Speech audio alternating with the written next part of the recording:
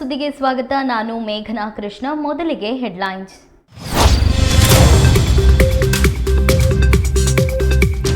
Mall ಸಿನಿಮಾಗೆ ವೈರಸಿ ಕಾಟ. ನಾನು ಕಪಾಳಕ್ಕೆ ಹೊಡಿಸಿಕೊಳ್ಳುವಷ್ಟು ಒಳ್ಳೆಯವನಲ್ಲ ಎಂದ ಕಿಚ್ಚ. ಸುದ್ದಿಗೋಷ್ಠಿಯಲ್ಲಿ ಪರೋಕ್ಷವಾಗಿ ವಿಜಿಗೆ ಟಾಂಗ್ ಕೊಟ್ರ ಸುದೀಪ್.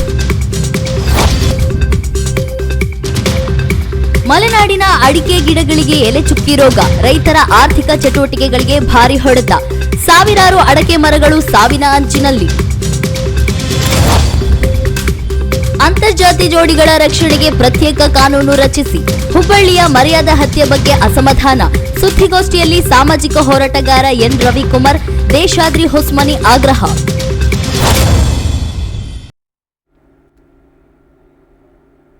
ಅಡಕೆಗೆ ಹೆಚ್ಚಾದ ಎಲೆ ಚುಕ್ಕಿ ರೋಗ, ರೈತರ ಆರ್ಥಿಕ ಚಟುವಟಿಕೆಗೆ ಹೊಡೆತ. ಈ ಕುರಿತ ಬಿಗ್ ಬ್ರೇಕಿಂಗ್ ನ್ಯೂಸ್ ಬರಲಿದೆ, ಬನ್ನಿ ನೋಡೋಣ.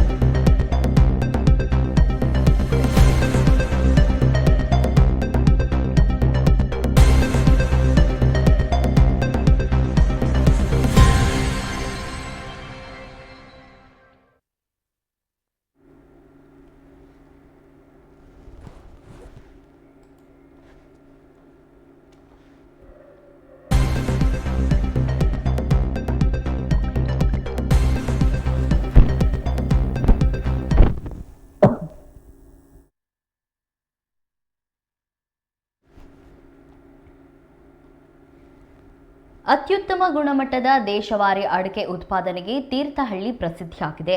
ಮಾರುಕಟ್ಟೆಯಲ್ಲಿ ಇಂದಿಗೂ ದೇಶವಾರಿ ಅಡಿಕೆಗೆ ನಿರೀಕ್ಷೆಗೂ ಮೀರಿದ ಬೆಲೆ ದೊರೆಯುತ್ತಿದೆ. ಉತ್ತಮ ಧಾರಣೆ ಕಾರಣ ಮಲೆನಾಡಿನ ಆರ್ಥಿಕ ಚಟುವಟಿಕೆಯಲ್ಲಿ ಅಡಕೆ ಪ್ರಧಾನ ಪಾತ್ರ ವಹಿಸಿದೆ. ಆದರೆ ಈ ವರ್ಷ ಅಡಿಕೆಗೆ ಬಾಧಿಸಿರುವ ಎಲೆ ಚುಕ್ಕಿ ರೋಗ ಮಲೆನಾಡು ಭಾಗದ ಆರ್ಥಿಕ ಚಟುವಟಿಕೆಗೆ ಭಾರಿ ಹೊಡೆತ ನೀಡುವುದು ಬಹುತೇಕ ಖಚಿತವಾಗಿದೆ. ತಾಲೂಕಿನ ಬಹುತೇಕ ಭಾಗಕ್ಕೆ ಎಲೆ ಚುಕ್ಕಿ ರೋಗ ವ್ಯಾಪಿಸಿದ್ದು ಆರ್ಥಿಕ ಚಟುವಟಿಕೆ ನಿಧಾನಕ್ಕೆ ಸೊರಗುತ್ತಿದೆ. ಎಲೆ ಚುಕ್ಕಿ ರೋಗ ಇನ್ನೊಂದೆಡೆ ಅಡಕೆ ಇಳುವರಿ ಕುಸಿತ ಆರ್ಥಿಕ ಚಟುವಟಿಕೆ ಮೇಲೆ ದುಷ್ಪರಿಣಾಮ ಬೀರಿದೆ. ಸಾವಿರಾರು ಅಡಿಕೆ ಮರಗಳು ಸಾವಿನ ಅಂಚಿನಲ್ಲಿದ್ದು ಮುಂದಿನ ವರ್ಷ ರೋಗ ಉಲ್ಬಣಿಸಿದರೆ ಎರೆಕೆಗಟ್ಟಲೆ ವಿಸ್ತರಣದಲ್ಲಿ ಅಡಕೆ ಮರಗಳು ಜೀವ ಕಳೆದುಕೊಳ್ಳಲಿವೆ. ಬಹುತೇಕ ಜನರ ಬದುಕು ಅಡಕೆ ಭವಿಷ್ಯವನ್ನು ಆಧರಿಸಿದೆ. ರೋಗ ಉಲ್ಬಣ, ಇಳುವರಿ ಕುಸಿತ, ಆರ್ಥಿಕ ಹೊಡೆತ ಎಲ್ಲದರ ಅನುಭವ ಜನರಿಗೆ ಗೊತ್ತಾಗ್ತಿದೆ. ರೋಗದ ಕಾರಣ ಅಡಿಕೆ ಭವಿಷ್ಯ ಆತಂಕದಲ್ಲಿದ್ದು ಜನಜೀವನ ಸಂಪೂರ್ಣ ಅಸ್ವಸ್ಥವಾಗುವ ಮುನ್ಸೂಚನೆ ದಟ್ಟವಾಗಿದೆ. ಎಲೆಚುಕ್ಕಿ ರೋಗ ತೀರ್ಥಹಳ್ಳಿ ಭಾಗದಲ್ಲಿ ಸುಮಾರು 6-7 ವರ್ಷದಿಂದ ಅಡಕೆ ಮರಕ್ಕೆ ಆವರಿಸಿಕೊಂಡಿದೆ.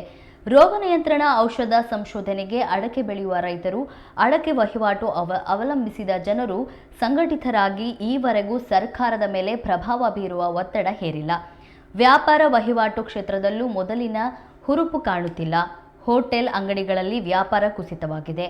ವಾಹನ, ಚಿನ್ನಾಭರಣ ಖರೀದಿ ಕ್ಷೇತ್ರದಲ್ಲಿ ಉತ್ತಮ ವಹಿವಾಟು ನಡೆಯುತ್ತಿತ್ತು. ಅಡಕೆ ಬೆಳೆ ಕೈಕೊಟ್ಟ ಕಾರಣ ಈ ಕ್ಷೇತ್ರದಲ್ಲೂ ಹಿಂದಿನಂತೆ ವಹಿವಾಟು ಇಲ್ಲವಾಗಿದೆ.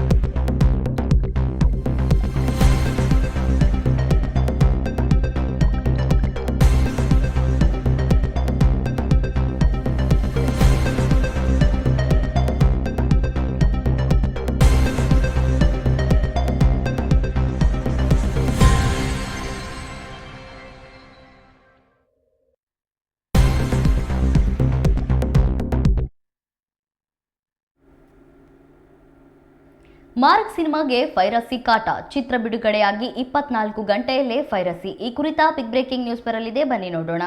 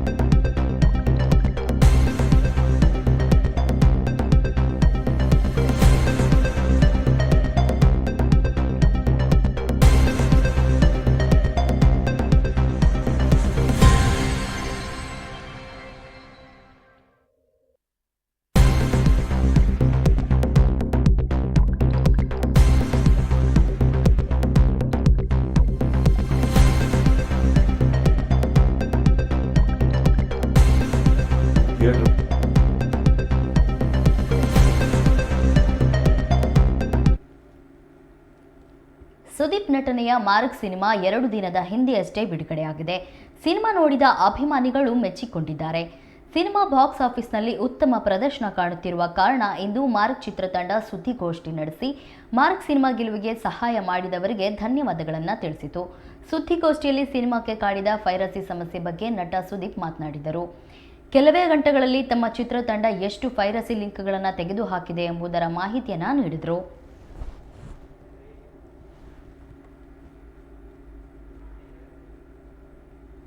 ನೀವೇ ನೋಡಿದ್ರೆ ಆ ಸಂಭ್ರಮ, ಕರೆಕ್ಟ್.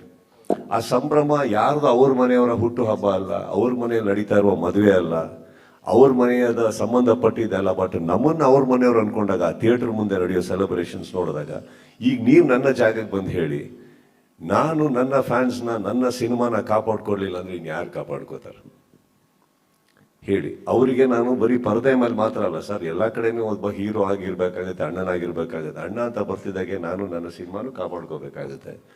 ಹಾಗಂತ ಯಾವ್ದ ಗಲಾಟೆ ಮಾಡಿಕೊಂಡು ಬಾಡ್ದಿದ್ದೆಲ್ಲ ಮಾಡ್ಕೊಂಡು ಹೋಗೋ ವ್ಯಕ್ತಿ ನಾನಲ್ಲ. ಥಿಯೇಟರ್ ಮುಂದೆ ನೀವೇ ನೋಡಿದ್ರೆ ಆ ಸಂಭ್ರಮ, ಕರೆಕ್ಟ್.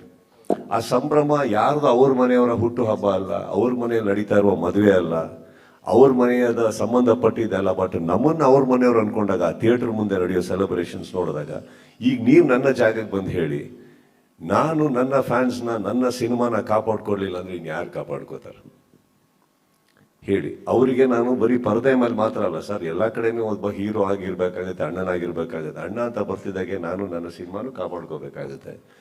ಹಾಗಂತ ಯಾವ್ದ ಗಲಾಟೆ ಮಾಡಿಕೊಂಡು ಬಾಡ್ದಿದ್ದೆಲ್ಲ ಮಾಡ್ಕೊಂಡು ಹೋಗೋ ವ್ಯಕ್ತಿ ನಾನಲ್ಲ. ಥಿಯೇಟರ್ ಮುಂದೆ ನೀವೇ ನೋಡಿದ್ರೆ ಆ ಸಂಭ್ರಮ, ಕರೆಕ್ಟ್.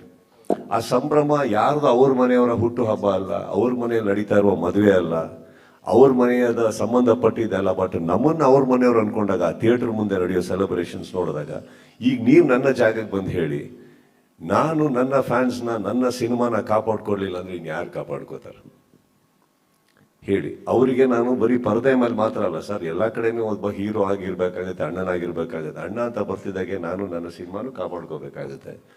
ಹಾಗಂತ ದಂಪತಿ ತಮ್ಮ ಪಾಡಿಗೆ ತಾವು ಮಕ್ಕಳೊಂದಿಗೆ ನಡೆದುಕೊಂಡು ಹೋಗುತ್ತಿದ್ದಾಗ ಬೀದಿ ನಾಯಿಗಳು ಏಕಾಏಕಿ ದಾಳಿ ಮಾಡಿದ ಘಟನೆ ಬೆಳಗಾವಿ ನಗರದ ಜೋಶಿಮಾಳದಲ್ಲಿ ನಡೆದಿದೆ. ಆರಂಭದಲ್ಲಿ 1-2 ನಾಯಿಗಳಷ್ಟೇ ಕಾಣ್ತಿವೆ, ಆದರೆ ಉಳಿದ ಬೀದಿ ನಾಯಿಗಳ ಪಡೆ ಅದೆಲ್ಲಿದ್ದವೋ ಏನೋ ಒಮ್ಮೆಂದೊಮ್ಮೆಲೆ ಪ್ರತ್ಯಕ್ಷವಾಗಿ ದಂಪತಿ ಮತ್ತು ಮಕ್ಕಳನ್ನ ಸುತ್ತುವರೆದಿದೆ. ಬೀದಿ ನಾಯಿಗಳು ಅಟ್ಟಹಾಸ ಮೆರೆಯುತ್ತಿದ್ದಂತೆಯೇ ಬೆಚ್ಚಿದ ಪುಟ್ಟ ಮಗು ಕಿರುಚಾಡತೊಡಗಿದೆ. ಇನ್ನು ತಂದೆ ನಾಯಿಗಳನ್ನು ಓಡಿಸಿದ್ದಾರೆ. ಕೂದಲೆಳೆ ಅಂತರದಲ್ಲಿ ದಂಪತಿ ಮತ್ತು ಮಕ್ಕಳು ಪಾರಾಗಿದ್ದಾರೆ.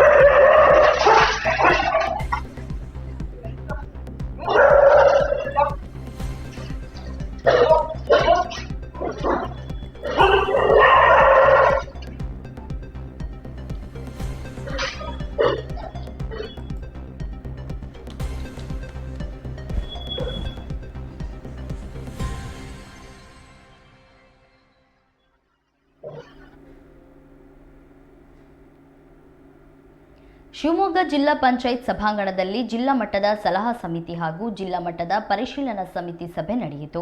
ಸಭೆಯಲ್ಲಿ ಶಿವಮೊಗ್ಗ ಸಂಸದ ಬಿವೈ ರಾಘವೇಂದ್ರ ಭಾಗವಹಿಸಿದ್ದು ಜಿಲ್ಲೆಯ ಬ್ಯಾಂಕಿಂಗ್ ಮತ್ತು ಆರ್ಥಿಕ ಪ್ರಗತಿ ಪರಿಶೀಲನೆ ನಡೆಸಿದ್ದಾರೆ. ಪಿಎಂ ಸ್ವನಿಧಿ, ಮುದ್ರಾ ಯೋಜನೆ, ಪಿಎಂ ವಿಶ್ವಕರ್ಮ ಹಾಗೂ ರೈತರಿಗಾಗಿ ಕಿಸಾನ್ ಕ್ರೆಡಿಟ್ ಕಾರ್ಡ್ನಂತಹ ಮಹತ್ವಾಕಾಂಕ್ಷಿ ಯೋಜನೆಗಳು ಕೇವಲ ಅಂಕಿಅಂಶಗಳಿಗೆ ಸೀಮಿತವಾಗದೆ ಅರ್ಹ ಫಲಾನುಭವಿಗಳಿಗೆ ತಲುಪಬೇಕು ಸಂಸದರು ಅಧಿಕಾರಿಗಳಿಗೆ ಸೂಚಿಸಿದ್ದಾರೆ. ಇನ್ನು ಈ ನಿಟ್ಟಿನಲ್ಲಿ ಸಾಲ ಸೌಲಭ್ಯ ಕೋರಿ ಬರುವ ಜನಸಾಮಾನ್ಯರಿಗೆ, ರೈತರಿಗೆ ಹಾಗೂ ಉದ್ಯಮಿಗಳಿಗೆ ಅನಗತ್ಯ ಅಲೆದಾಟ ತಪ್ಪಿಸಬೇಕು. ಬ್ಯಾಂಕ್ ಅಧಿಕಾರಿಗಳು ವಿಳಂಬ ಧೋರಣೆಯನ್ನು ತೊರೆದರೆ ಅರ್ಜಿಗಳನ್ನು ತ್ವರಿತವಾಗಿ ವಿಲೇವಾರಿ ಮಾಡುವ ಮೂಲಕ ಜನರ ಆರ್ಥಿಕ ಅಭಿವೃದ್ಧಿಗೆ ಸಹಕರಿಸುವಂತೆ ಕಟ್ಟುನಿಟ್ಟಿನ ಸೂಚನೆ ನೀಡಿದರು. ಈ ಸಭೆಯಲ್ಲಿ ಜಿಲ್ಲಾ panchayat CEO Hemant N, lead bank ವ್ಯವಸ್ಥಾಪಕರು ಹಾಗೂ ವಿವಿಧ ಬ್ಯಾಂಕ್ಗಳ ಹಿರಿಯ ಅಧಿಕಾರಿಗಳು ಉಪಸ್ಥಿತರಿದ್ದರು.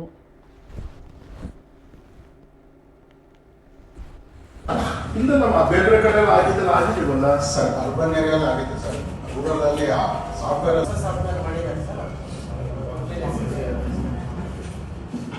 ಪ್ಲಾನ್ಗೆ ಏನೇನೋ ಕೊಡ್ತೀವಿ ಸರ್. ಅದನ್ನು ಹೊಸ ವರ್ಷ ಜನರಿಗೆ ಬಡವರಿಗೆ ಮನೆ ಕೊಟ್ಟು ಬರೋಣ.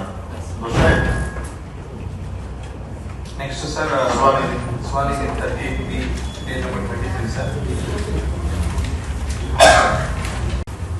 Dispersal 1461 sir. ಇದು 47.69 50,000 ಇದ್ದಿದ್ದು 3 ಟ್ರಾನ್ಸಾಕ್ಷನ್ ಚೇಂಜ್ ಮಾಡಿದ್ದಾರೆ. ನಮಗೆ ಅಕ್ಟೋಬರ್ಲಿ ರಿವೈಸ್ ಸ್ಯಾಂಕ್ಷನ್ ಕೊಟ್ಟಿರೋದು ಸರ್. ಅದಕ್ಕೂ ಟೈಮ್ ಇದೆ ಸರ್. ಅಪ್ ಟು 2030 ಇದುವರೆಗೂ ನಾವು ಇದನ್ನು ಕ್ಲಿಯರ್ ಮಾಡಬೇಕು sir. Will do it sir. 2000 over up to 2030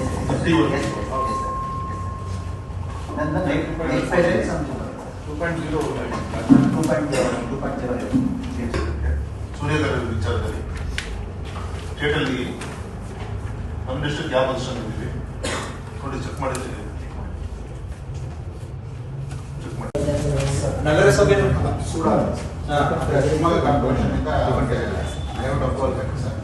appointment ಆಗಿರೋದ್ರಿಂದ ಸೂಡಾ ಇಂದ ಫೈನಲ್ ಪ್ರೋಸೆಸ್ ಅಲ್ಲಿದೆ. ನಮ್ಮ ರಿಕ್ವೆಸ್ಟ್ ಅವ್ರಿಗೆ ಫೈನಲ್ ಕಾಪಿ ನೀವು ಸೂಡಾ ಇಂದ ಅಪ್ರೂವಲ್ ಕೊಡ್ತಾರೆ. ಅದಕ್ಕೆ ವೆಯ್ಟ್ ಮಾಡ್ದಲ್ಲೇ ಕೊಡಿ ಅಂತ. ಅವ್ರದ್ದು ಇನ್ನೊಂದು ಟೆಕ್ನಿಕಲ್ ಪ್ರಾಬ್ಲಮ್ ಇದೆ. ಅಪಾರ್ಟ್ಮೆಂಟು ಇರಲಿಲ್ಲ ಈ ಸ್ವತ್ತಲ್ಲಿ. ಈಗ 1ನೇ ತಾರೀಕಿಂದ ಬಂದಿದೆ. ನಾವು ಮೀಟಿಂಗ್ ಮಾಡ್ತಾ ಇದ್ದೀವಿ. ಅದಕ್ಕೆ ಇವತ್ತು ಇನ್ನೊಂದು ಕೆಲಸ ಮೀಟಿಂಗ್ಗೆ ಈಗ ಸೂಡಾ ಅವರು ಕೊಡ್ತಾರೆ. ಅದು ಅಪಾರ್ಟ್ಮೆಂಟ್ ಲೇಔಟ್ ಪ್ಲಾನ್ ಏನಿದೆ ಅದೇನೋ ಬ್ಯಾಲೆನ್ಸಿಂಗ್ ಟ್ಯಾಕ್ಸ್ ಇದೆ, ಅದು ಕೊಟ್ಟಿದ್ದೀರಾ? ಅದು ಟೆಂಡರ್ ಯಾವ ಥರ ಆಗಿದೆ ಸರ್? ಈಗೆಲ್ಲ ಈ ಟೆಂಡರ್ ಓಪನ್ ಈ ಟೆಂಡರ್ ಆಗ್ತದೆ. ಈ ಆಕ್ಷನ್ ಅಲ್ಲಿ HCSC ಕೊಟ್ಟು ನಂತರ ಎಲ್ಲ ಓಪನ್ ಈ ಟೆಂಡರ್ ಮಾಡಬೇಕಂತೀವಿ ಸರ್. ಟೆಂಡರ್ ಕ್ಲೋಸ್ ಮಾಡಿದ್ವಿ. ಕೋರ್ಟಿಗೆ ಹೋಗೋದ್ರಿಂದ ಹೈಕೋರ್ಟ್ ಸ್ಟೇ ಕೊಟ್ಟಿದ್ವಿ ಸರ್. ಜಡ್ಜ್ಮೆಂಟ್ ಲಾಸ್ಟ್ ಇಯರ್ ಏನು ರಜೆ ಆಗಿದೆ? What is the worth of the 2 ಕೋಟಿ ರೂಪಾಯಿ 2 ಕೋಟಿ ರೂಪಾಯಿ ಬಂದಿದೆ ಸರ್ ರೆವಿನ್ಯೂ ಟೋಟಲ್. ಬರೀ 2 ಕೋಟಿ. ನಮ್ಮಲ್ಲೆಲ್ಲ ಏನೋ ಸ್ಟೇ ಹೋಗಿದ್ರು ಸೊಸೈಟಿ ಅವರೆಲ್ಲ HCS ಥ್ರೂಔಟ್ ಸ್ಟೇಟ್ ಕೊಟ್ಟಿದ್ದಾರೆ. ಸ್ಟೇ ಕೊಟ್ಟಿದ್ದಾರೆ. ನಮ್ಮಲ್ಲಿ 111 ಕೆರೆ ಇದೆ. ಹಂಗಾಗಿ ಅದೇನಾದ್ರು ಕ್ಲಿಯರ್ ಆದರೆ ನಮ್ದು ಆಗುತ್ತೆ ಸರ್. ಬಹಳಷ್ಟು MPA ಇದ್ದು ಅದನ್ನು ಕ್ಲಿಯರ್ ಮಾಡ್ತೀವಿ ಸರ್. ನೀವು ಫಿಶಿಂಗಿಗೆ ತಗೊಳ್ಳೋ ಕೆರೆಗಳು ಮಿನಿಮಮ್ ಹೆಕ್ಟೇರ್ ಇರಬೇಕು ಸರ್. ಇಲಾಖೆ ಕೆರೆ ಆದರೆ 40 ಹೆಕ್ಟೇರ್ ಅಚ್ಚುಕಟ್ಟು ಮೇಲೆ ಮಾಡಿದ್ದಾರೆ ಸರ್.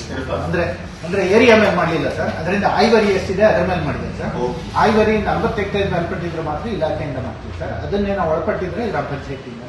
ನಮ್ಮ ತಾಲೂಕು ವೈಸ್ 40 ಹೆಕ್ಟೇರ್ ಹೆಚ್ಚಿಗೆ ಇರೋಂಥ ಲೇಕ್ ವೈಸ್ ಇದೆ ಸರ್ ಎಲ್ಲ ಇದೆ. ತಾಲೂಕು ವೈಸ್ ಲಿಸ್ಟ್ ಇದೆ ಹೇಳ್ತೀರಾ? ಅಲ್ಲಿ 86 ಕೆರೆ ಇದೆ ಸರ್.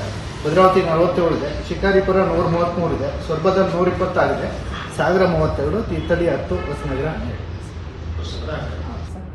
ಅದಾದ್ರೆ ಆಗ್ತಿದೆ. ಮತ್ತೆ ಪ್ರೈವೇಟ್ ಮೇಜರ್ ಇರಿಗೇಷನ್ ಅವರು ಲಿಫ್ಟ್ ಇರಿಗೇಷನ್ ಅಂಡರ್ ಬರುವಂತ ಲೇಕ್ಸ್ ಗಳನ್ನ ಮಾಡಬಾರ್ದು ಹೈಕೋರ್ಟಲ್ಲಿ ಸ್ಟೇ ಇರಿಗೇಷನ್ ಡಿಪಾರ್ಟ್ಮೆಂಟ್ ಹೋಗಿದ್ದಾರೆ. ಹೌದು ಸರ್, ಅದು ಸೊಸೈಟಿ FCS ಅವರು ಮೀನುಗಾರಿಕೆ ಸಹಕಾರಿ ಸಂಘಕ್ಕೆ ನಮ್ಗೆ ಕೊಡಬಾರ್ದು ಅಂತ ಇದೆ, ನಮಗೂ ಕೊಡಬೇಕು ಅಂತ ಹೋಗಿದ್ದೀವಿ ಸರ್. ಸಹಕಾರಿ ಸಂಘದವರು ಲಿಫ್ಟ್ ಇರಿಗೇಷನ್ ಕೆರೆಗಳನ್ನು ಅವ್ರಿಗೆ ಕೊಡ್ತಿರ್ಲಿಲ್ಲ, ನಮಗೂ ಸಹ ಕೊಡಬೇಕು ಅಂತ ಕೋರ್ಟಿಗೆ ಹೋಗಿದ್ದೀವಿ ಸರ್. ಕೊಡಿ ಅಂತ ಹೋಗಿದ್ದಾರೆ. ಕೊಡಿ ಅಂತ ಹೋಗಿದ್ದಾರೆ ಸರ್. ಅದು ಏರಿಂಗ್ ಎಲ್ಲ ಮುಗ್ದಿದೆ. ಸರಿ, ನಾವು ಕೇಳ್ತಾ ಇರೋದು ಈಗ ಕೇಳ್ತಿರೋ ಮೀನುಗಾರ ಎಕ್ಸ್ಟ್ರಾ ಲೇಕ್ ಗಳನ್ನ, ಹಳೆ ಲೇಕ್ ಅನ್ನ ನೀವು ಇದೆಲ್ಲ ಫೋಕಸ್ ಕಮ್ಮಿ ಇದೆಯಲ್ಲ ಯಾಕೆ ಅಂತ ನಮ್ಮ ಸಿಒ ಟೆಂಡರ್ ಆಗ್ತಾ ಇಲ್ಲ ಸರ್. ಟೆಂಡರ್ ಮಾಡ್ಲಿಕ್ಕೆ ನಾವು ಫ್ಲೋಟ್ ಮಾಡಿದ್ವಿ 111 ಓದಿದ್ದೀರಿ. ಹೌದು ಸರ್. ಇದು ಲಿಫ್ಟ್ ಇರಿಗೇಷನ್ ಬಿಟ್ಟು ಇಲ್ಲ ಸರ್, ಅದು ಸೇರೇ ಸರ್, ಇನ್ಕ್ಲೂಡಿಂಗ್ ದಟ್. ಹೌದು ಸರ್. 111 ಕೆರೆ ಈ ಸಲ ಆಗ್ಬೇಕಿತ್ತು, ಆಗಿಲ್ಲ ಸರ್. ಈ ವಾರ ಜಡ್ಜ್ಮೆಂಟ್ ಏನೋ ಪ್ರಾಬ್ಲಮ್ಸ್ ಆಗುತ್ತೆ. ಡೈರೆಕ್ಟರ್ ಹೋಗಿದ್ರು ಸರ್, ಜಡ್ಜ್ ನೆಕ್ಸ್ಟ್ ವೀಕ್ ಅಲ್ಲಿ ಪ್ರೊನೌನ್ಸ್ ಮಾಡ್ತೀನಿ ಅಂತ ಹೇಳಿದ್ದಾರೆ. ಅದಾದ್ರೆ ನೀವು ಉದಾಹರಣೆ ಕೃಷಿ ಪತ್ತನ ಸಹಕಾರಗಳಿಗೆ ಕೊಡ್ತಾರೆ ಅಂತ ಅನ್ಕೊಂಡಿದ್ದೀನಿ. ಈ ಸತಿ ಕಮ್ಮಿ ಆಗಿದೆ ಅಂತ ಹೇಳಿ ಎಲ್ಲ ಕಡೆ ಕೂಡ ಚರ್ಚೆ ಆಗ್ತಿದೆ. ಕಾರಣ ಏನು ಅಂದ್ರೆ ನನಗೆ ಗೊತ್ತಿರೋ ಪ್ರಕಾರ ಅದು ಯುಟಿಲೈಸೇಷನ್ ಚೆನ್ನಾಗಿದೆ ಎಲ್ಲ ನ್ಯಾಷನಲೈಸ್ ಬ್ಯಾಂಕ್ ಅಲ್ಲಿ. ಹಾಗಾಗಿ ಥ್ರೂ ನಬಾರ್ಡ್ ಮುಖಾಂತರ ಫಂಡಿಂಗ್ ಮಾಡುವಂತ ಅಗ್ರಿಕಲ್ಚರ್ ಸೆಕ್ಟರ್ ಒಂದು ಸೆಕ್ಟರ್ ಇದೆ, ಅದಕ್ಕೋಸ್ಕರ ಕಮ್ಮಿ ಆಗಿದೆ. ಆದ್ರೆ ಪಬ್ಲಿಕ್ಸ್ ಮಧ್ಯೆಯಲ್ಲಿ ಕೇಂದ್ರ ಸರ್ಕಾರ ಹಣ ಕೊಡ್ತಾ ಇಲ್ಲ ರೈತರಿಗೆ ಅನ್ನೋಂತ ಒಂದು ಅಪಪ್ರಚಾರ ಆಗ್ತಾ ಇದೆ. ಅದು ನಮ್ ಡಿಸಿ ಬ್ಯಾಂಕ್ ಯಾರಾದ್ರೂ ಬಂದಿದ್ದೀರಾ?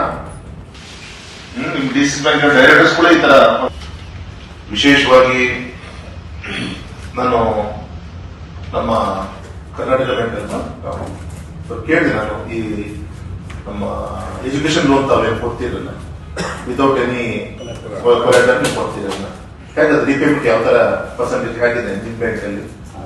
ಈ ಪ್ರೋಗ್ರಾಮ್ 15 years ಆಯ್ತು. ಎಜುಕೇಶನ್ ಲೋನ್ ಕಾನ್ಸೆಪ್ಟ್ ಬಂದು ಮೊದಲಿಂದಲೂ ಇದೆ, ಆಗಿದೆ. ಆಗಿ ಜನರಿಗೆ ತಲುಪೋದು ತಿಂಗಳಲ್ಲಿ ನಿಮ್ದೇ ಆದಂತ ಒಂದು ಶ್ರಮ ಇರಲಿ. ಮತ್ತೆ ಟಾಪ್ ಯಾವುದೇ ಫಿನಾನ್ಷಿಯಲ್ ಪ್ರೋಗ್ರೆಸ್ ಅಲ್ಲಿ ನಮ್ಮ ದೇಶದಲ್ಲಿ ನಮ್ಮ ಶಿವಮೊಗ್ಗ ಯಾವುದೇ ಕಾರಣ ಕೂಡ ಹಿಂದ್ ಬೀಳದ ರೀತಿಯಲ್ಲಿ ಅದು ಅಗ್ರಿಕಲ್ಚರ್ ಸೆಕ್ಟರ್ ಇರ್ಬೋದು, ಇಂಡಸ್ಟ್ರಿ ಇರ್ಬೋದು, ಎಜುಕೇಶನ್ ರಿಲೇಟೆಡ್ ಇರ್ಬೋದು, MSME ಇರ್ಬೋದು, ಪರ್ಫಾರ್ಮೆನ್ಸ್ ಯಾವುದೇ ಕಾರಣ ಕೂಡ ಹಿಂದ್ ಬೀಳೋದು ಬೇಡ ಅಂತೇಳಿ ನಾನು ನಮ್ಮ ತರ್ತ ನಾವು ಮಾಡ್ತಾ ಇದ್ದೇವೆ ಸರ್. ಇದೊಂದು next result next DCC meeting ಅಲ್ಲಿ ಇರ್ತದೆ ಸರ್. ಎಷ್ಟು ಲೋನ್ ಸ್ಯಾಂಕ್ಷನ್ ಆಗೋ, ಎಷ್ಟು ಲೋನ್ ರಿಸಲ್ಟ್ ಆಗಿರೋ ಪೆಂಡಿಂಗ್ ಇದಾವೆ ಸರ್. ಟ್ರ್ಯಾಕಿಂಗ್ ಸಿಗುತ್ತೆ ಸರ್. ಕ್ರಿಯೇಟ್ ಆಗಿದೆ ಸರ್. ಟೋಟಲ್ ಆಗಿ 340.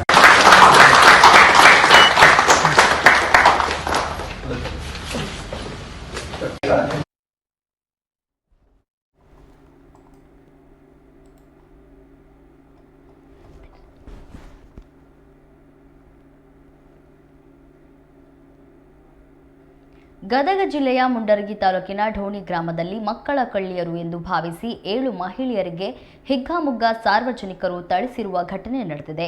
ಮಕ್ಕಳ ಕಳ್ಳಿಯರು ಎಂದು ಭಾವಿಸಿ ಬಸ್ ನಿಲ್ದಾಣದಲ್ಲಿ ಈ ಮಹಿಳೆಯರಿಗೆ ಹೊಡೆದಿದ್ದಾರೆ. ಈ 7 ಮಹಿಳೆಯರನ್ನ ಧಾರವಾಡ ಜಿಲ್ಲೆ ಅಣ್ಣಿಗೇರಿ ಮೂಲದವರು ಎಂದು ಹೇಳಲಾಗಿದೆ. ಏರ್ಪಿನ್ ಮಾರುತ್ತಿದ್ದ ಅಣ್ಣಿಗೇರಿ ಮೂಲದ ಮಹಿಳೆಯರನ್ನು ಮಕ್ಕಳ ಕಳ್ಳಿಯರು ಎಂದು ಹೇಳಿ ಥಳಿಸಿದ್ದಾರೆ. ಇದೀಗ ಸ್ಥಳೀಯರು ಅಪರಿಚಿತ ಮಹಿಳೆಯರನ್ನ ಪೊಲೀಸರಿಗೆ ಒಪ್ಪಿಸಿದ್ದಾರೆ. ಮುಂಡರಗಿ ಪೊಲೀಸ್ ಠಾಣೆಯಲ್ಲಿ ದೂರು ನೀಡಲಾಗಿದೆ.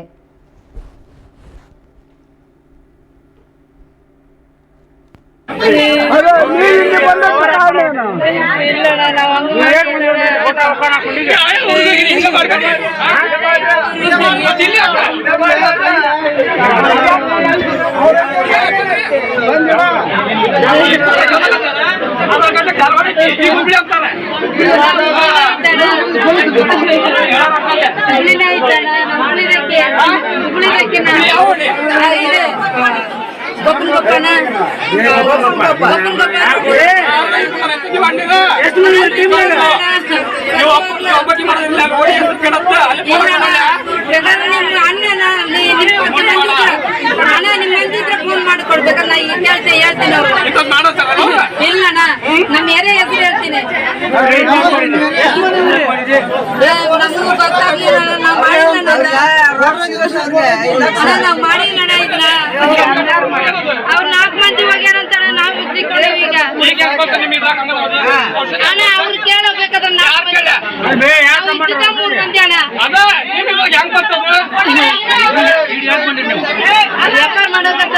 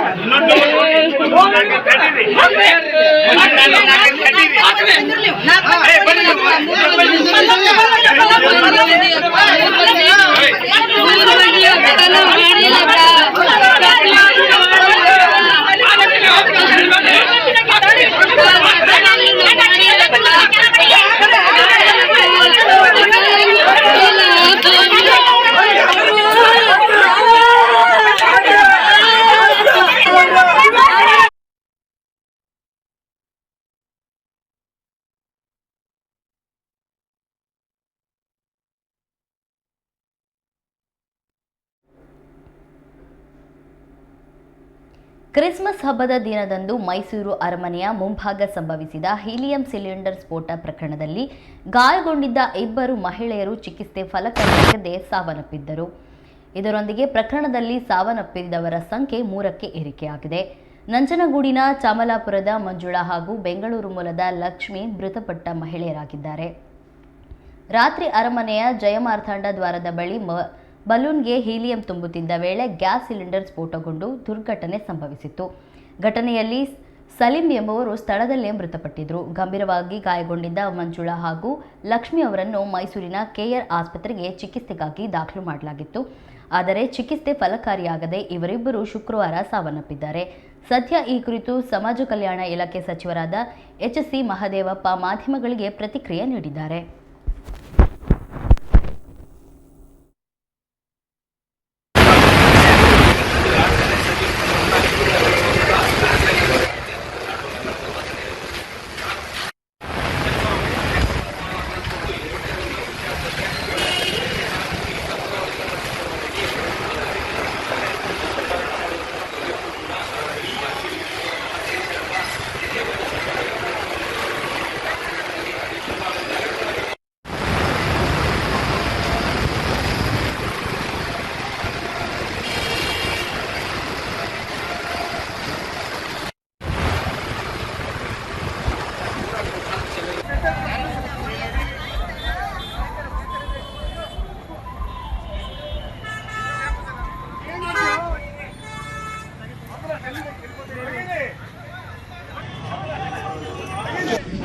ಒಂದು ಅನಿರೀಕ್ಷಿತವಾದಂಥ ಘಟನೆ, ಆಕ್ಸಿಡೆಂಟಲ್ ಇನ್ಸಿಡೆಂಟ್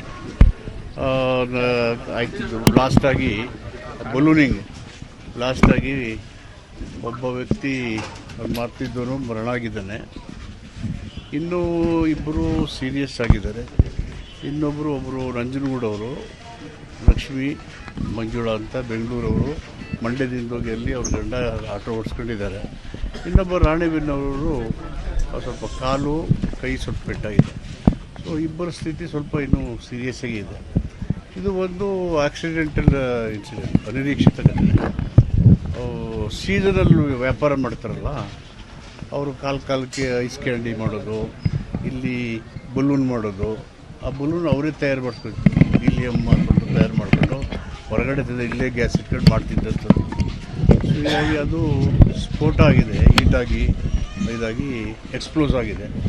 ಎಕ್ಸ್ಪ್ಲೋಸಲ್ಲಿ ಒಬ್ಬ ಅವರು ಸತ್ತೋಗಿದ್ದಾನೆ. UP ಅವನು ವ್ಯಾಪಾರ ಮಾಡ್ತಿದ್ದಾರೆ. ಮತ್ತು ಇವರು ಇಬ್ಬರಿಗೆ ಕ್ರಿಟಿಕಲ್ ಇದೆ. ಇನ್ನೊಬ್ಬ ಉಳಿದವರು ಏನು ತೊಂದರೆ ಇಲ್ಲ. So it is an unfortunate and incidental accident. ನಿನ್ನೆ ಕೂಡ ಕ್ರಿಸ್ಮಸ್ ಕೂಡ ಇತ್ತು, ಸಾಕಷ್ಟು ಸಂಖ್ಯೆಯಲ್ಲಿ ಪ್ರವಾಸಿಗರು ಬಂದಿತ್ತು. ಅದೊಂದು ದೊಡ್ಡ ಅವಘಡ ಸಂಭವಿಸುವಂಥ ತಪ್ಪಿದೆ. ಬಹುತೇಕ ಅವರೆಲ್ಲ ಪ್ರವಾಸಿಗರು ಮೈಸೂರಿಗೆ ಪ್ರವಾಸನೇ ಬಂದಿದ್ದರು. ಅವ್ರು ಲಕ್ಕಿಲಿ ನೀವು ಹೇಳ್ದಂಗೆ ದೊಡ್ಡ ಅನಾಹುತ ತಪ್ಪಿದೆ. ಬಟ್ ಅನ್ಫಾರ್ಚುನೇಟ್ ಜೀವ ಹೋಯ್ತಲ್ಲ, ಇನ್ನಿಬ್ಬರು ಕ್ರಿಟಿಕಲ್ ಆಗಿದೆ. Life is very valuable, human life is very ಇಲ್ಲ. ಅವನು ಸೀಸನಲ್ ಬಿಸ್ನೆಸ್ ಮ್ಯಾನ್. ಅವನು ಐಸ್ ಕ್ಯಾಂಡಿ ಮಾಡ್ತಿದ್ದ, UPಯಿಂದ ಬಂದು. ಈ ಥರ ಮೈಸೂರಿನಲ್ಲಿ ಸುಮಾರು 1,000 ಜನ ಬಂದು ವ್ಯಾಪಾರ ಮಾಡೋರಿದ್ದಾರೆ ಸೀಸನಲ್ ಅವರು. ಈಗ ಮೈಸೂರಿಗೆ ಸಾಕಷ್ಟು ಸಂಖ್ಯೆಯಲ್ಲಿ ವ್ಯಾಪಾರಸ್ಥರು ಬರ್ತಾರೆ. ಅಕೌಂಟಬಿಲಿಟಿ ಇಲ್ಲ, ಯಾರು ಬರ್ತಾರೆ ಯಾರು ಹೋಗ್ತಾರೆ ಗೊತ್ತಾಗಲ್ಲ. ವ್ಯಾಪಾರಕ್ಕೆ ಅಥವಾ ಸ್ಟ್ರೀಮ್ಲೈನ್ ಮಾಡುವಂತ ಕೆಲಸ ಆಗುತ್ತಾ ಅಂತ. ಬಾಲಕಿನಾದಲ್ಲೂ ಇದೇ ತರ ಯಾರು ಅಂತಾನೆ ಐಡೆಂಟಿಫೈ ಮಾಡಕ್ ಆಗದೇ ಇರುವಂತ ಪರಿಸ್ಥಿತಿ ಇರ್ತಾ ಇದೆ. ಈ ದೇಶದಲ್ಲೆಲ್ಲ ಪಾಪ ಈ ಥರ ವ್ಯಾಪಾರ ಮಾಡ್ತಾರೆ. ಇಲ್ಲಿ ಲಿಸ್ಟ್ ಔಟ್ ಮಾಡಿದ್ದಾರೆ. ಸುಮಾರು 1,000ಕ್ಕಿಂತ ಹೆಚ್ಚು ಜನ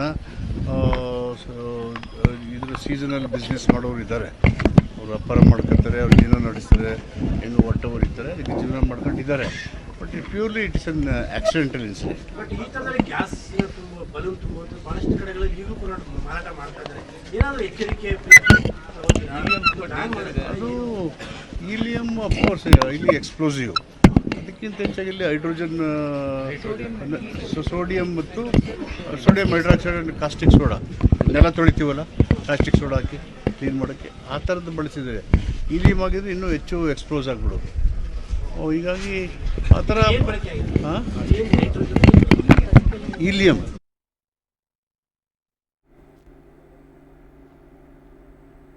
ಕಾಶ್ಮೀರ ಮಾರುಕಟ್ಟೆಯಲ್ಲಿ ಎಲ್ಎಟಿ ಉಗ್ರರ ಓಡಾಟ, ತೀವ್ರ ಶೋಧ ನಡೆಸುತ್ತಿರುವ ಭದ್ರತಾ ಪಡೆಗಳು. ಈ ಕುರಿತ ಸುದ್ದಿ ನೋಡೋಣ ಪುಟ್ಟ ವಿರಾಮದ ನಂತರ.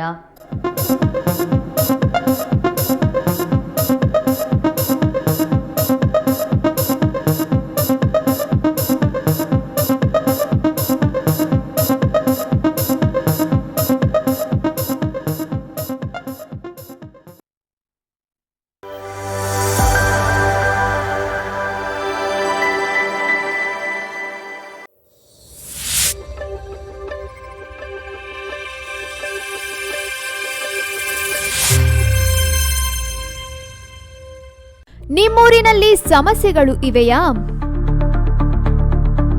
ಸಂಬಂಧಪಟ್ಟವರ ಗಮನಕ್ಕೆ ತಂದ್ರೂ ಪ್ರಯೋಜನವಾಗಿಲ್ವೇ? ಹಾಗಾದ್ರೆ ನೀವು ಮಾಡಬೇಕಾಗಿರೋ ಕೆಲಸ ಇಷ್ಟೇ. ನಿಮ್ಮೂರಿನ ಸಮಸ್ಯೆ ಕುರಿತು ವಿಡಿಯೋ ಮಾಡಿ ಸ್ವಲ್ಪ ಮಾಹಿತಿ ನೀಡಿ. ಆ ವಿಡಿಯೋವನ್ನ ಈ ನಂಬರ್ಗೆ ಕಳುಹಿಸಿಕೊಡಿ. 9900218866. ನಿಮ್ಮ ಸಮಸ್ಯೆಗೆ ನಾವು ಧ್ವನಿಯಾಗುತ್ತೇವೆ. ವಾಟ್ಸ್ಆಪ್ ವರದಿಗಾರ. ವಿಶ್ವವಿಖ್ಯಾತ ಜೋಗ ಜಲಪಾತ, ಆಗುಂಬೆಯ ವೈಭವ,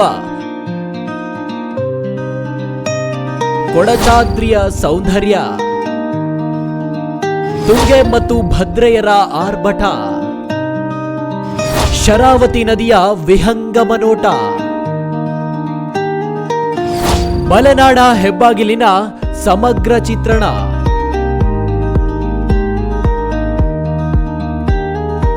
ಈಸೂರಿನ ಹೋರಾಟದ ಕಿಚ್ಚು, ಸಮಾಜವಾದಿ ನೆಲಗಟ್ಟು, ರಾಜಕೀಯ ಶಕ್ತಿ ಕೇಂದ್ರ. ಮಲೆನಾಡಿನ ಸಮಗ್ರ ಸುದ್ದಿಗಳಿಗಾಗಿ ಕನ್ನಡ ಮೀಡಿಯಂ 24x7 ವೀಕ್ಷಿಸಿ.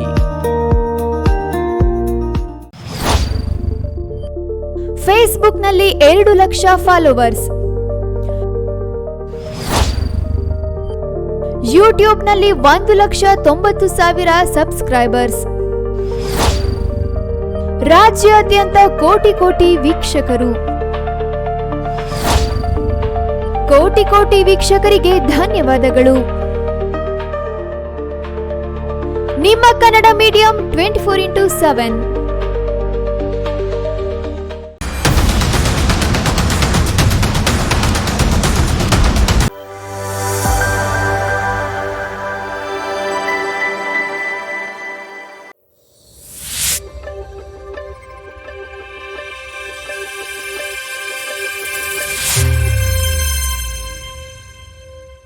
ನಿಮ್ಮೂರಿನಲ್ಲಿ ಸಮಸ್ಯೆಗಳು ಇವೆಯಾ? ಸಂಬಂಧಪಟ್ಟವರ ಗಮನಕ್ಕೆ ತಂದ್ರೂ ಪ್ರಯೋಜನವಾಗಿಲ್ವೇ? ಹಾಗಾದ್ರೆ ನೀವು ಮಾಡಬೇಕಾಗಿರೋ ಕೆಲಸ ಇಷ್ಟೇ.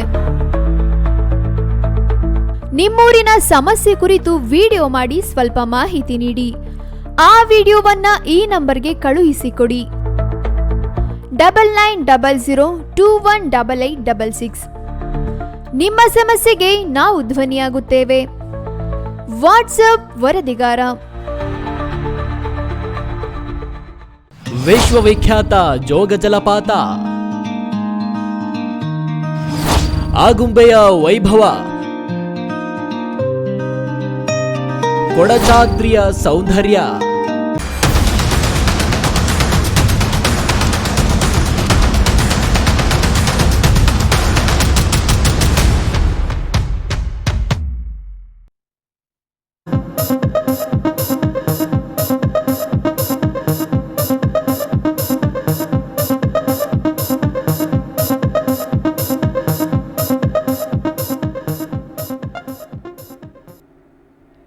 ವಿರಾಮದ ನಂತರ ನಮ್ಮ ಊರು ನಮ್ಮ ಸುದ್ದಿಗೆ ಸ್ವಾಗತ. ದಕ್ಷಿಣ ಕಾಶ್ಮೀರದ ಸ್ಥಳೀಯ ಮಾರುಕಟ್ಟೆ ಪ್ರದೇಶದಲ್ಲಿ ಲಷ್ಕರ್ ಇ ತೊಯ್ಬಾ ಉಗ್ರ ಸಂಘಟನೆಗೆ ಸೇರಿದ ಇಬ್ಬರು ಉಗ್ರರು ಕಾಣಿಸಿಕೊಂಡಿದ್ದು, ಉಗ್ರರಿಗಾಗಿ ಭದ್ರತಾ ಪಡೆಗಳು ತೀವ್ರ ಶೋಧ ಕಾರ್ಯಾಚರಣೆ ನಡೆಸುತ್ತಿವೆ. ಮಾರುಕಟ್ಟೆ ಪ್ರದೇಶದಲ್ಲಿ ಉಗ್ರರು ಓಡಾಡುತ್ತಿರುವ ದೃಶ್ಯಗಳು ಸಿಸಿಟಿವಿಯಲ್ಲಿ ಸೆರೆಯಾಗಿದ್ದು, ಈ ಹಿನ್ನೆಲೆಯಲ್ಲಿ ಭದ್ರತಾ ಪಡೆಗಳು ಅನಂತನಾಗ್ ಜಿಲ್ಲೆಯಲ್ಲಿ ಉಗ್ರರಿಗಾಗಿ ತೀವ್ರ ಹುಡುಕಾಟ ಪ್ರಾರಂಭಿಸಿದೆ. ಪ್ರಸ್ತುತ ಡೆಂಗಪೋರ್ವಾ ಮತ್ತು ಖಾಜಿಬಾಗ್ ಪ್ರದೇಶಗಳಲ್ಲಿ ಕಾರ್ಯಾಚರಣೆ ನಡೆಸುತ್ತಿದೆ ಎಂದು ತಿಳಿದು ಬಂದಿದೆ. ಸಿಸಿಟಿವಿ ದೃಶ್ಯಗಳಲ್ಲಿ ಕಂಡುಬಂದಿರುವ ಇಬ್ಬರು ಉಗ್ರರನ್ನ ಕುಲ್ಗಾಮ್ ಜಿಲ್ಲೆಯ ಕೆರ್ವನ್ ನಿವಾಸಿ ಮೊಹಮ್ಮದ್ ಲತೀಫ್ ಭಟ್ ಹಾಗೂ ಪಾಕಿಸ್ತಾನದ ಹಂಜುಲ್ಲಾ ಎಂದು ಅನುಮಾನಿಸಲಾಗಿದೆ. ಈ ಬಗ್ಗೆ ಅಧಿಕೃತ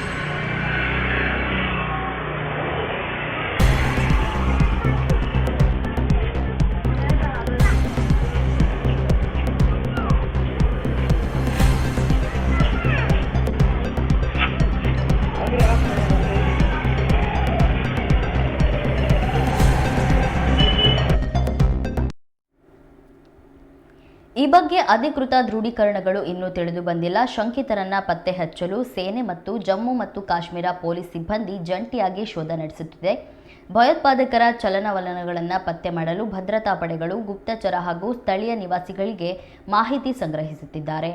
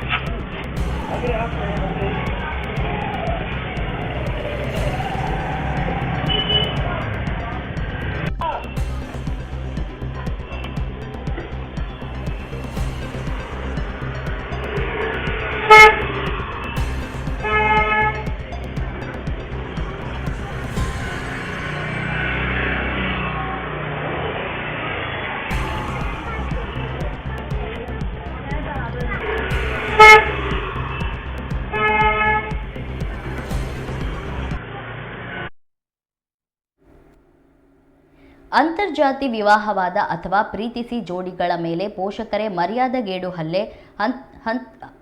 ಹತ್ಯೆಗಳಂತಹ ಅಮಾನವೀಯ ಕೃತ್ಯಗಳನ್ನು ನಡೆಸುತ್ತಿದೆ. ಆದರೆ ಇದನ್ನು ತಡೆಯುವಲ್ಲಿ ರಾಜ್ಯ ಸರ್ಕಾರ ಪ್ರತ್ಯೇಕ ಕಠಿಣ ಕಾಯ್ದೆ ರೂಪಿಸಬೇಕು ಎಂದು ಪತ್ರಕರ್ತ ಸಾಮಾಜಿಕ ಹೋರಾಟಗಾರರಾದ ಎನ್ ರವಿಕುಮಾರ್ ದೇಶಾದ್ರಿ ಹೊಸಮನಿ ಆಗ್ರಹಿಸಿದ್ದಾರೆ. ಇಂದು ಶಿವಮೊಗ್ಗದಲ್ಲಿ ನಡೆದ ಸುದ್ದಿಗೋಷ್ಠಿಯಲ್ಲಿ ಮಾತನಾಡಿದ ಅವರು, ಹುಬ್ಬಳ್ಳಿಯ ಇನಂ ವೀರಾಪುರದಲ್ಲಿ ಅಂತರ್ಜಾತಿ ವಿವಾಹವಾಗಿದ್ದ 6 ತಿಂಗಳ ಗರ್ಭಿಣಿ ಮಾನ್ಯಾಳನ್ನು ಅವರ ತಂದೆ ಕುಟುಂಬದವರೇ ಹತ್ಯೆ ಮಾಡಿ ಆಕೆಯ ಗಂಡನ ಕುಟುಂಬದ ಮೇಲೆ ಹಲ್ಲೆ ನಡೆಸಿರುವುದನ್ನು ತೀವ್ರವಾಗಿ ಖಂಡಿಸಿದರು. ರಾಜ್ಯದಲ್ಲಿ ದಿನದಿಂದ ದಿನಕ್ಕೆ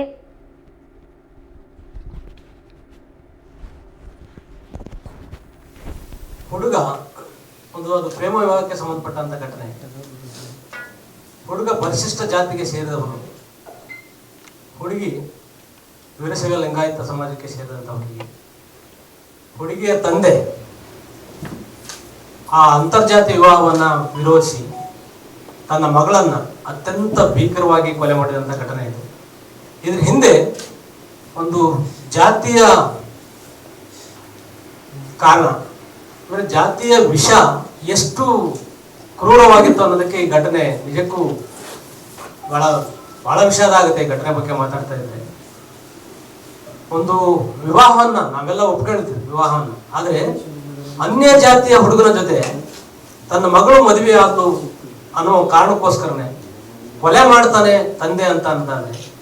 ನಾವು ಯಾವ ಸಮಾಜದಲ್ಲಿ ಇದ್ದೀವಿ, ಮತ್ತೆ ಇಂತಹ ಶಿಕ್ಷಿತ ಸಮಾಜದಲ್ಲೂ ಕೂಡ ಇಂಥದೊಂದು ಘಟನೆ ನಡೆಯುತ್ತೆ ಅನ್ನೋದಾದ್ರೆ ಜಾತಿಯ ವಿಷ ಯಾವ ಮಟ್ಟದಲ್ಲಿದೆ ಅನ್ನೋದನ್ನು ನಾವು ಅರ್ಥ ಮಾಡ್ಕೊಂಡು ಆ ತಂದೆಯ ನಡುವೆ ಆ ತಂದೆ ಸಿಟ್ಟು ಚೆಡು ಅಥವಾ ಆ ಕ್ರೂರ ಮನಸ್ಸು ಕೆಲಸ ಮಾಡೋದಕ್ಕೆ ನಮ್ಮ ಸಮಾಜ ಸುತ್ತಲೂ ಇರೋಂಥ ಒಂದು ಸಮಾಜ ಕೆಲಸ ಮಾಡುತ್ತೆ.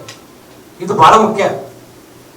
ಆ ಸಮಾಜದ ತನ್ನ ಮಗಳು ಮದುವೆ ಆದ ಕಾರಣಕ್ಕೋಸ್ಕರ ತನ್ನನ್ನ ಇಡೀ ಸಮಾಜ ಹೇಗೆ ನೋಡುತ್ತೆ ಅಂದ್ರೆ ತನ್ನ ಜಾತಿಯ ಸಮಾಜ ಹೇಗೆ ನೋಡುತ್ತೆ ಅನ್ನೋ ಕಾರಣಕ್ಕೋಸ್ಕರನೇ ಆ ತಂದೆ ತನ್ನ ಮಗಳನ್ನ ಕೊಲೆ ಮಾಡ್ತಾನೆ. ಇದು ಕೇವಲ ಒಂದು ವೀರಶೈವ ಲಿಂಗಾಯತ ಸಮಾಜಕ್ಕೆ ಅಷ್ಟೇ ಅಲ್ಲ, ಎಲ್ಲಾ ಜಾತಿಗಳಲ್ಲೂ ಕೂಡ ತನ್ನ ಸುತ್ತಲೂ ಇರೋಂಥ ಜಾತಿಯ ಸಮಾಜ ತನ್ನನ್ನು ಬೇರೆ ತರನ ನೋಡುತ್ತೆ ಅನ್ನೋ ಕಾರಣಕ್ಕೋಸ್ಕರನೇ ಪ್ರತಿಯೊಬ್ಬ ತಂದೆ ತಾಯಿ ಈ ತರದ ಅಂತರ್ಜಾತೀಯ ಅಂತರ್ಧರ್ಮೀಯ ವ್ಯವಹಾರಗಳನ್ನ ವಿರೋಧಿಸೋದನ್ನ ನಾವು ಕಂಡಿದ್ದೇವೆ. ಅಂದ್ರೆ ಒಂದು ಸಮಾಜ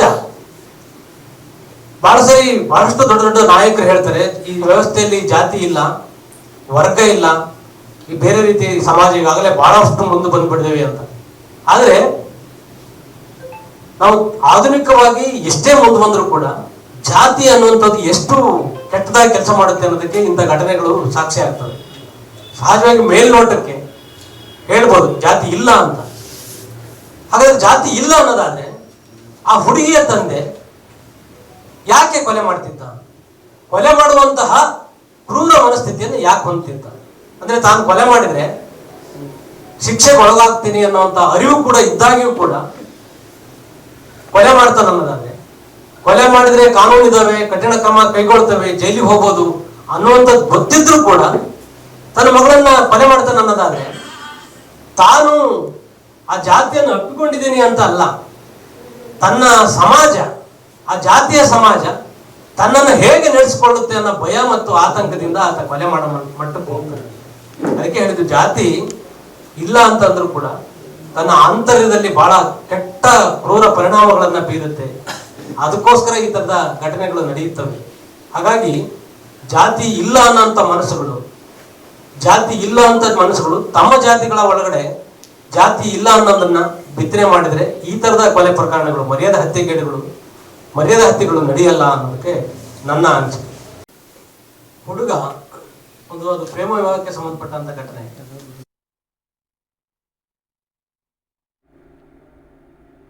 ಮನೆ ಬಳಿಯ ಖಾಲಿ ಜಾಗದಲ್ಲಿ ಹಸುಗಳ ಕಳ್ಳತನ ಮಾಡಿರುವ ಘಟನೆ ಬೆಂಗಳೂರಿನ ನಗರದ ಸಂಪಿಗೆಹಳ್ಳಿಯ ಮಂಜುನಾಥ ಲೇಔಟ್ನಲ್ಲಿ ನಡೆದಿದೆ. 4.5 ಲಕ್ಷ ರೂಪಾಯಿ ಮೌಲ್ಯದ 3 ಹಸುಗಳ ಕಳ್ಳತನ ಮಾಡಲಾಗಿದೆ. ಲಕ್ಷ್ಮಣ್ ಎಂಬುವರಿಗೆ ಸೇರಿದ 3 ಹಸುಗಳು ಎಂದು ಹೇಳಲಾಗಿದೆ. ಗುರುವಾರ ರಾತ್ರಿ 1:20ಕ್ಕೆ ದನಗಳನ್ನು ಕಳ್ಳತನ ಮಾಡಲಾಗಿದೆ ಎಂದು ಹೇಳಲಾಗಿದೆ. ಮಿನಿ ಟೆಂಪೋದಲ್ಲಿ ಬಂದ 5 ಜನ ಹಸುಗಳ ಕಳ್ಳತನ ಮಾಡಿದ್ದಾರೆ. ಖಾಲಿ ಜಾಗದಲ್ಲಿ ಹಸುಗಳನ್ನು ಕಟ್ಟಿದ್ದ ಲಕ್ಷ್ಮಣ್ ಬೆಳಗ್ಗೆ ಬಂದು ನೋಡಿದ್ರೆ ಹಸುಗಳು ಅಲ್ಲಿ ಇರಲಿಲ್ಲ. ಸಮೀಪದ ಸಿಸಿಟಿವಿ ಕ್ಯಾಮೆರಾ ಪರಿಶೀಲಿಸಿದಾಗ ಹಸುಗಳನ್ನು ಕರೆದುಕೊಂಡು ಹೋಗುವುದು ತಿಳಿದಿದೆ. ಇದೀಗ ಈ ಬಗ್ಗೆ ದೂರು ಕೂಡ ದಾಖಲಾಗಿದೆ.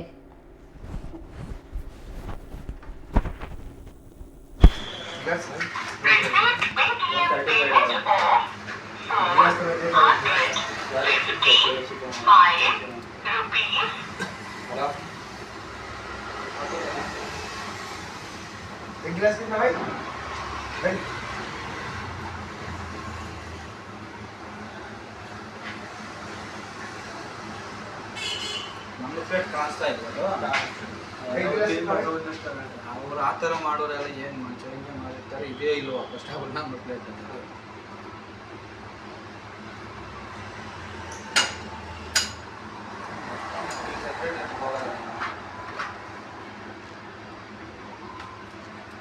ದೊಡ್ಡ ವರ್ಷಾದ್ರೆ ಅಷ್ಟೊಂದು ಹತ್ತಿಸ್ಕೊಂಡಿದ್ದಾರೆ.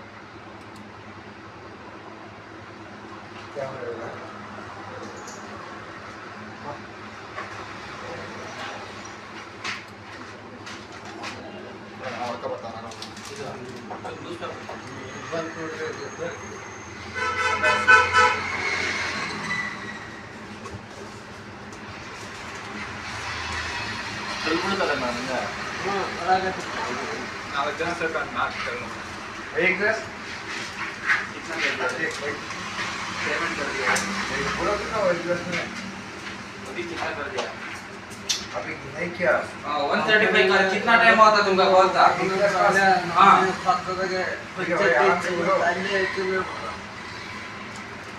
रात सारा करना पड़ेगा भाई ಇದೆಲ್ಲ CC ಕ್ಯಾಮ್ರಾ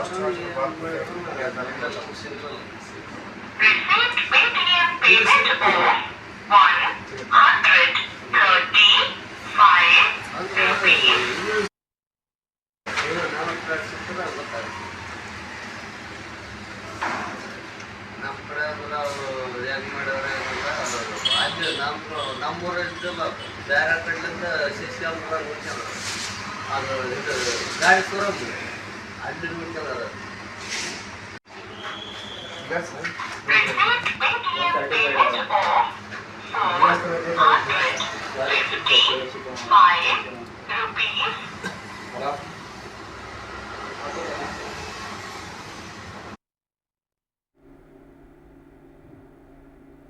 ಇತ್ತೀಚೆಗೆ ನಡೆದ ಬೆಳಗಾವಿ ಚಳಿಗಾಲದ ಅಧಿವೇಶನದಲ್ಲಿ ಶಿವಮೊಗ್ಗ ಗ್ರಾಮಾಂತರ ಶಾಸಕಿ ಶಾರದಾ ಪೂರ್ಯ ನಾಯ್ಕ್ ವನ್ನಿಕುಲ ಕ್ಷತ್ರಿಯ ಮಹಾಸಭಾದ ಬಗ್ಗೆ ಅಧಿವೇಶನದಲ್ಲಿ ಧ್ವನಿ ಎತ್ತಿದ್ರು.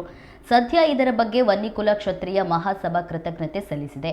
ಇಂದು ಶಿವಮೊಗ್ಗದಲ್ಲಿ ನಡೆದ ಸುದ್ದಿಗೋಷ್ಠಿಯಲ್ಲಿ ಮಾತನಾಡಿದ ವನ್ನಿಕುಲ ಕ್ಷತ್ರಿಯ ಮಹಾಸಭಾದ ರಾಜ್ಯ ಪ್ರಧಾನ ಕಾರ್ಯದರ್ಶಿ ಪಿ ರವಿಕುಮಾರ್, ವನ್ನಿಕುಲ ಸಮಾಜದ ಹಲವು ವಿಚಾರದ ಬಗ್ಗೆ ಹೋರಾಟ ಮಾಡಿ ಪ್ರತ್ಯಕ್ಷವಾಗಿ ಬೇರೆಪಡಿಸಿ ಸಮಾಜವನ್ನ ಮುಖ್ಯವಾಹಿನಿಗೆ ತರಲು ಪ್ರಯತ್ನಿಸುತ್ತೇವೆ ಎಂದರು.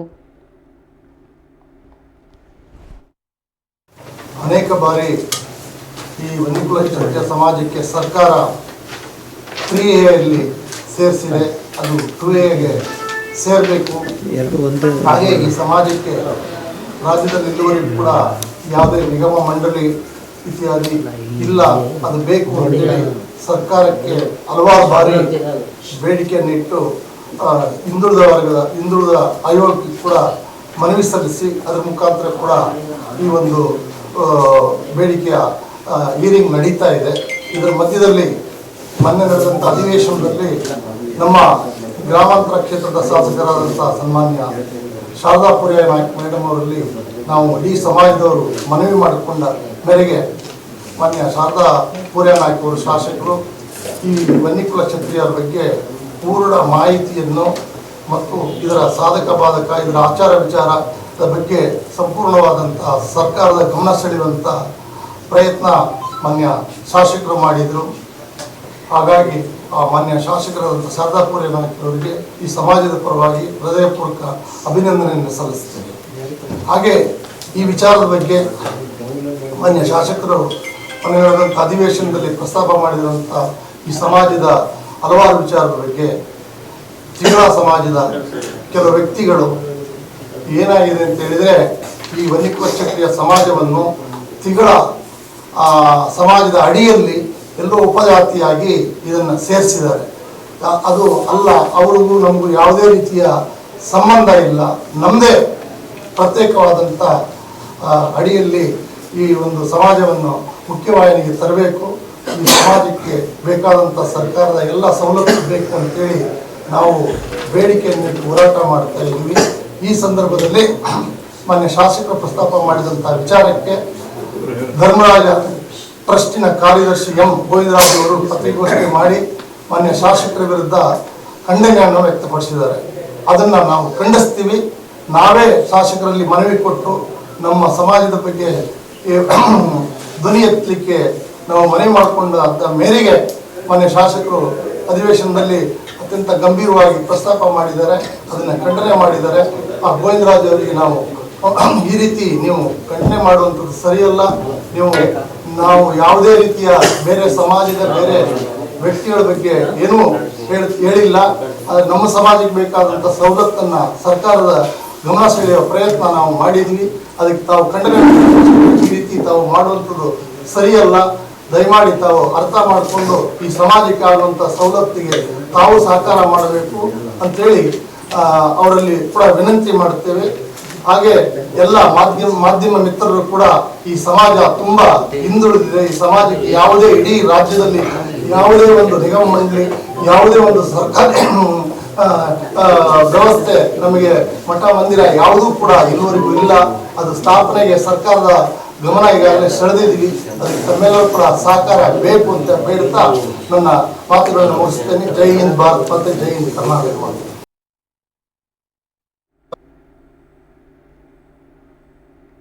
ಇದೀಗ ಮತ್ತೊಮ್ಮೆ ಹೆಡ್ಲೈನ್ಸ್.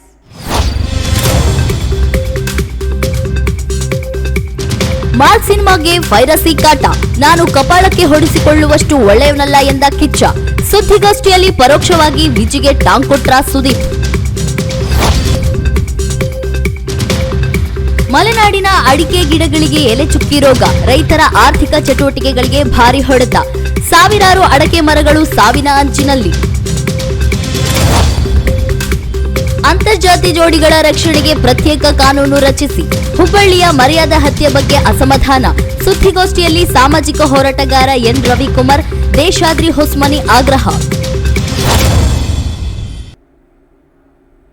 ಇದಾಗಿತ್ತು ಈ ಹೊತ್ತಿನ ಸುದ್ದಿ. ಇನ್ನಷ್ಟು ಮಾಹಿತಿಗಾಗಿ ನೋಡ್ತಾ ಇರಿ ಕನ್ನಡ ಮೀಡಿಯಂ 24x7.